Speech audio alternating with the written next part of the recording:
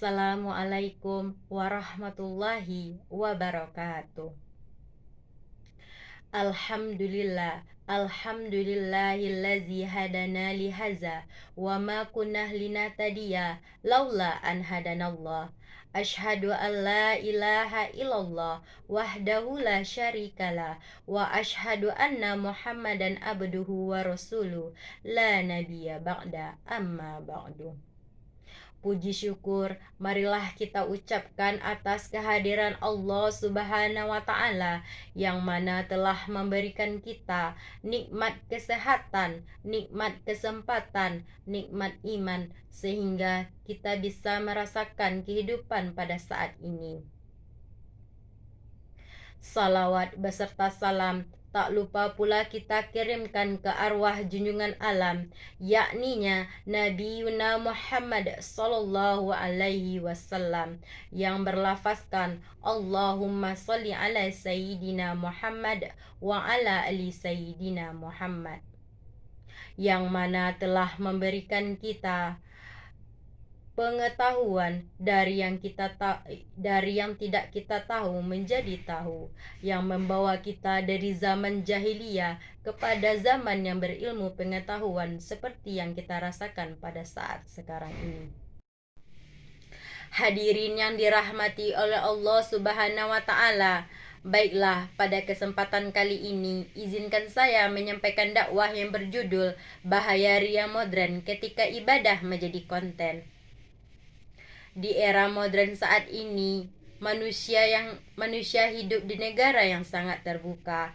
Aktivitas sehari-hari termasuk ibadah dapat dengan mudah direkam dan dibagikan di media sosial. Fenomena ini muncul dan melahirkan tantangan baru, yaitu munculnya ria dalam bentuk modern. Ketika seseorang menampilkan ibadah, tidak lagi niat karena Allah, tetapi hanya untuk mendapatkan pujian dari orang lain atau sebagai popularitas semata. Yang mana kita ketahui, Islam menekankan bahwa inti dari ibadah adalah keikhlasan. Tanpa adanya keikhlasan, setiap amal perbuatan yang dilakukan oleh seseorang, baik besar maupun kecil, tidak akan ada nilainya di sisi Allah. Oleh karena itu, penting bagi kita untuk memahami bahaya ria modern ini, agar ibadah yang kita lakukan terjaga kemurniannya dan tidak tercampur niat selain karena Allah. Ria ini adalah sikap atau kebaikan dengan tujuan untuk mendapatkan pujian dari orang lain. Adapun penjelasan ria ini termuat dalam Al-Quran dan hadis. Yang pertama itu dalam Al-Quran, surat Al-Ma'un ayat 4-6 yang berbunyi, Bismillahirrahmanirrahim. Fawailul lil musallin. Maka celakalah orang yang salat. Alladzina hum an salatihim sahun, yaitu orang-orang yang lalai terhadap salatnya. Alladzina hum yuraun, yang berbuat ria. Jadi dari ayat tersebut dijelaskan bahwa ibadah yang menunjukkan niat selain karena Allah akan mendapatkan ancaman yang keras. Yang kedua, terdapat dalam hadis riwayat Ahmad yang berbunyi, Inna wa fama ahwa alaikumus syarku asgharu qalu ya Rasulullah wa ma syargu asgharu qala raya. Artinya, sesungguhnya perkara yang aku khawatirkan adalah syirik kecil. Sahabat bertanya kepada Rasulullah, apakah syirik kecil itu, Rasulullah? Beliau menjawab, ria.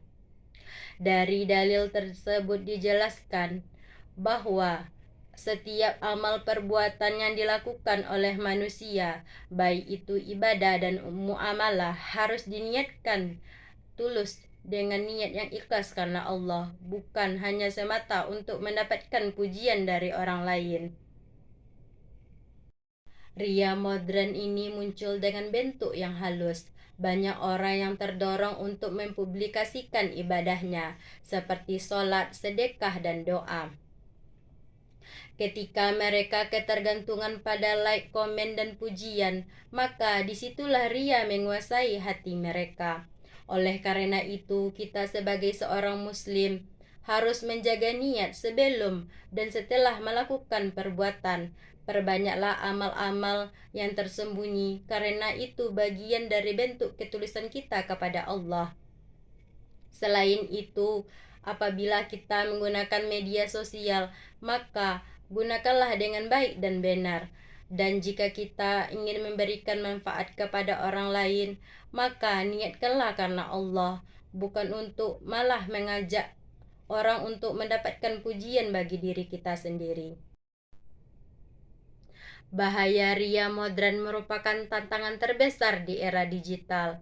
Ibadah yang seharusnya menjadi hubungan pribadi antara kita dengan Allah, tetapi malah berubah menjadi tontonan publik. Akibat nilainya tidak dijaga. Oleh karena itu, marilah kita memperkuat keikhlasan, menjaga niat, dan memperbanyak amalan yang tersembunyi, karena bentuk dari ketulusan kita kepada Allah. Teknologi boleh dimanfaatkan, tetapi kita harus pandai menjaga kemurnian ibadah kita. Semoga Allah menjaga kita dari perbuatan ria, dan semoga amal perbuatan yang kita lakukan diterima di sisi Allah. Amin ya rabbal alamin. Cukup sekian dakwah yang dapat saya sampaikan. Mudah-mudahan bermanfaat bagi kita semuanya, terutama bagi saya pribadi. Kalau ada salah perkataan maupun perbuatan, saya mohon maaf. Wassalamualaikum warahmatullahi wabarakatuh.